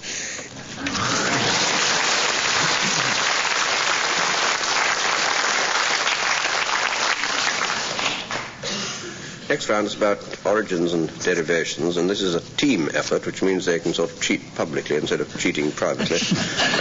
I want to know, for 2 marks, how the following words or phrases originated or were derived. We begin again with Dilys Powell and Frank Muir, and yours is a bean feast. Good blowout, actually. Yeah, good blowout. Need I say more? Yes, who is giving it? Hence a beano. Yes, I think that's probably true. But who originally Described by gave Lord this? Castelbiano. Yes, he did. Yeah. Quite right. It was Pythagoras, the sage of Samos. None of that is right. He said abstain from beans. Yes, he did. Yes. The other way round. But it is a particular kind of feast. I mean, you've got the essence of it right. Dangerous. A particular kind of bird, which was called a bean something or other. Bean bird. Old beans. There's a feast enjoyed by the old beans. And there were pink-footed ones and brent ones and other things. Bean shoveler. Doing my best to help. Bean catcher. Bean catcher. It's not ways goose. If you can catch oysters, That's it. you can catch beans. If you listen to Anne, what was you're that getting there. Ways goose. Yes. What a... Well, a ways goose. A ways goose. Now, what was that? Yes. Printer's It's Printer's annual Beano. feast. Yes. And who paid? The employers That's paid. what I wanted. All right, I'm going to give you one out of two. A feast given by an employer to those he employs, and as Frank said, much the same as a ways goose, which was what happened in printing houses, but the employers paid. And originally, one theory at any rate is that the food was a bean goose, which is a particular kind of goose, has a funny kind of beak, which looks like a bean or a bit of it. It may be that beans were also served as vegetables, and Eric Partridge, who is no mean authority, says that tailors as early as 1890 applied a bean feast to any good meal. Bean Partridge. Anyway, one I think. Anne Scott James and Denis Norden, yours is a lotus eater, and you can spell that either L-O-T-O-S or L-O-T-U-S. Well, the island of Jerba, or it is now thought to be the original lotus island of the Odyssey, isn't this right? Yes, and what did they do there? And they did absolutely nothing. It was a land where it was always afternoon. Always afternoon. And all they did was lotuses. Why? Well, to keep them sleepy and dopey. And It's better than beans. Yes. Yeah, Tennyson that's right. has a thing about that's The where melancholy, the land. mild-eyed lotus eaters came. Yes, that's where the And the land great is always thing afternoon. when Odysseus got there was to prevent him and his crew from eating the lotus, and thereby never getting home to Ithaca. Absolutely right. That's a very, very splendid summary of that bit of the Odyssey, and also of Tennyson's poem. And the lotus tree is apparently a North African shrub, or some people think that, which has been identified with the jujube tree, which I think is rather nice. And if you ate it, you became forgetful of your home and where you'd come from and of everything except lolling about and having a lovely time.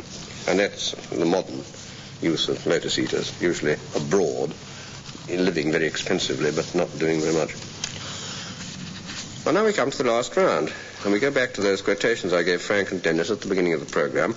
And on this occasion, the marks will be awarded on the length of the applause from the audience here in the theatre. And if you remember, Frank, your quotation is, "Goodbye, Mr. Chips." I was strolling the other day, just strolling, and I was on my own. Usually, if I'm strolling, it's me and somebody else, but I wasn't meandering. I was just strolling.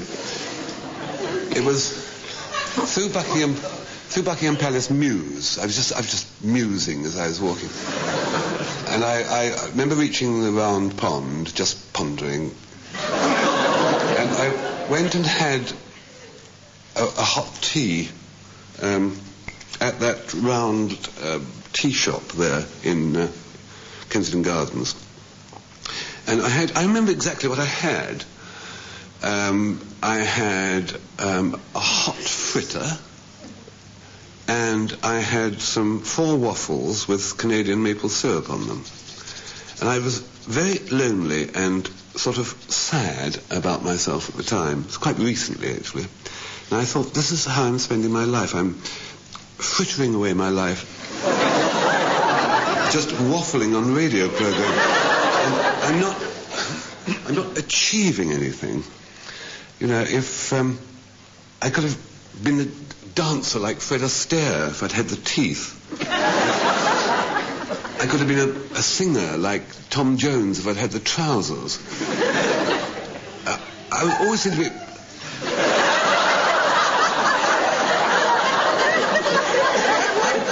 I could have spent most of my working life working opposite somebody interesting like Frank Muir. But I was born the wrong one and spent my working life working opposite Denis Norden. I just seem to have sort of failed somehow. Everything I do is ephemeral. It's not going to last. And I was thinking this, and suddenly the lady opposite me was fanning her cocoa with the Evening Standard, and I saw that, I noticed at Sotheby's there was a little terracotta head of Madame Gautier had been sold at Sotheby's for £14,000. And of course, I realised then that's where immortality lies. That's where you get passed down to posterity. A terracotta head. If somehow I could have a terracotta head of myself, it rises in value, as you think from our rotten scripts, which are worthless the following morning. It rises in value, and nobody would have heard of Madame Gautier if it hadn't been of Rodin's terracotta head of her. So I thought, what I'll do is, I will sculpt a terracotta head of myself and present it to the National Portrait Gallery. Well, they can't refuse, you see, and it'll say then languish. In about 100 years' time, I'll be famous twice, as the sculptor and as the head. You see, I mean, it couldn't fail, could it? One would have thought. So, there's no difficulty in the actual sculpting thing. I took a series of photographs of myself, 36 actually, sort of all the way round. I did this by going up the Post Office Tower restaurant on a slack afternoon. As you know, it revolves, and I ended up with 36 enlargements of my own dear head all the way round. It couldn't fail.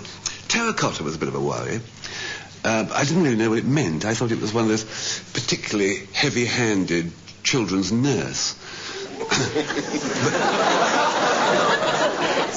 But I discovered it's a kind of rather beautiful browny red clay. So I dug some up in the garden and mixed it with boot polish and got a sort of handful of this, nicely malleable, and with the help of my photographs, mould my head. I had to go out for about an hour, and when I came back, something had happened to it. It had sort of sagged. And the face had gone sort of baboony and blubbery. And the clay and so my wife said, the trouble is you've got a great lump of it.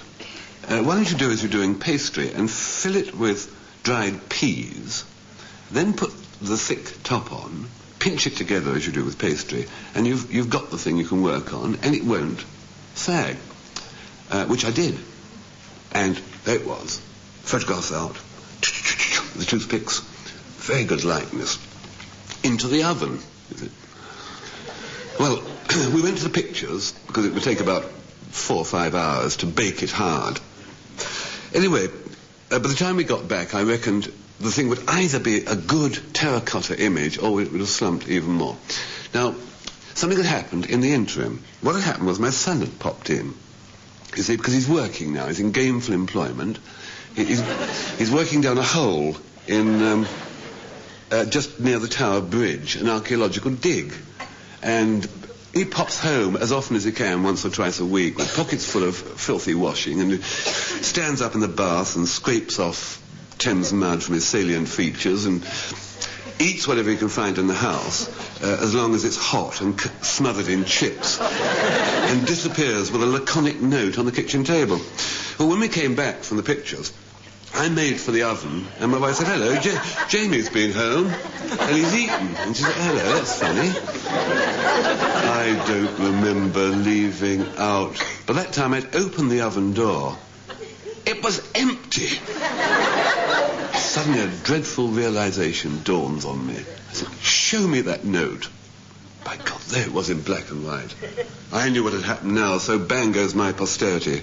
Written on the note was, good pie, missed the chips.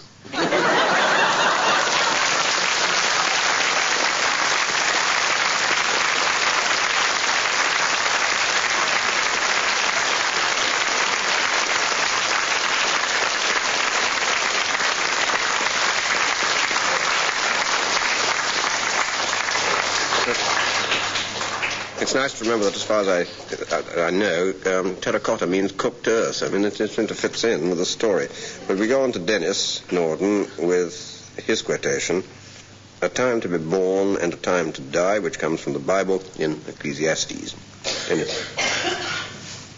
The other day I saw a woman's magazine article which posed an interesting question. At what time of life do human relationships become most difficult? And I thought, well, I can tell them what's the most difficult time for human relationships as far as the average middle-class male is concerned. It's that 20 minutes or so before your guests arrive when you're giving a dinner party. Now, I don't think any of you ladies listening have ever considered what that period is like for the host, for the man about the house. In the first place, everything is suddenly out of bounds. You get these warnings shouted at you from upstairs. Don't sit on the chairs, I've plumped all the cushions. Don't stand by the window, they'll think you're anxious. There's a pause, and then, where are you? I'm in the living room. On the carpet? No, not on the carpet. I am hanging by a crooked finger from the light fitter.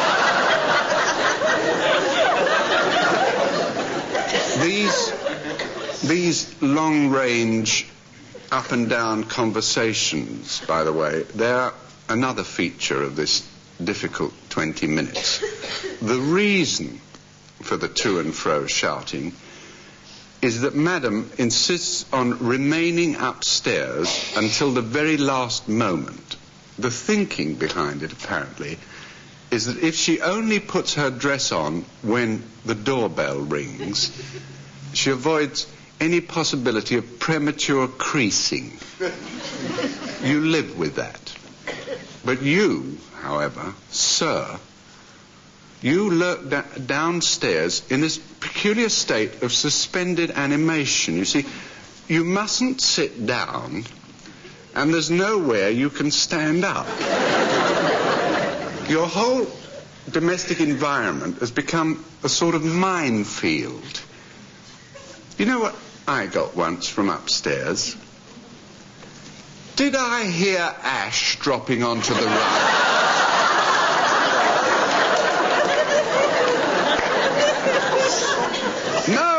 No, of course not. You're not dirtying a clean ashtray, I hope. No, not me. What are you doing with your ash? I'm swallowing it.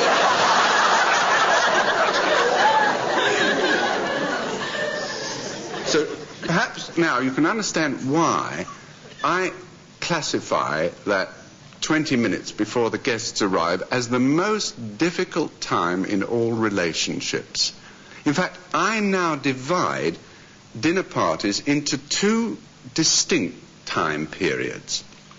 There's the actual eating period, and there's that period before it when all a man can do is just grin and bear it. In other words, a time to be born and a time to dine.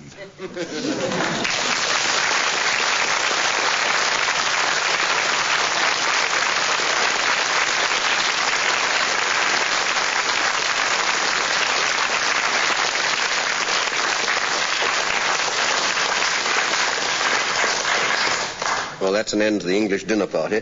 And Frank Muir wins the contest of the stories, and he and Dilys Powell, just by a whisker, win the entire contest. And that brings to an end this edition of My Word.